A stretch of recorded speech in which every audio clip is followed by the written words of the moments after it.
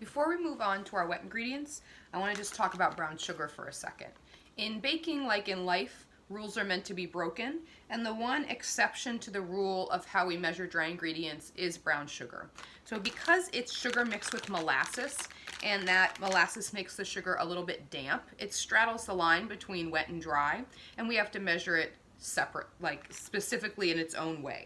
So take your brown sugar, kind of loosen it up in the package, and then you can shake it into your measuring cup and you're going to pack it in.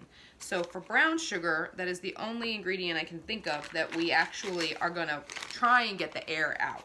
So I'm going to actually pack it in, always overfilling and then leveling off still. So I'm going to use the heel of my hand to pack that brown sugar into the measuring cup.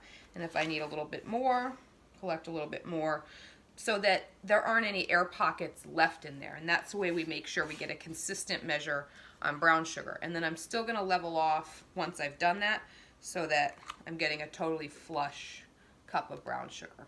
So that one breaks the mold, breaks the rule, and we measure it a little bit differently.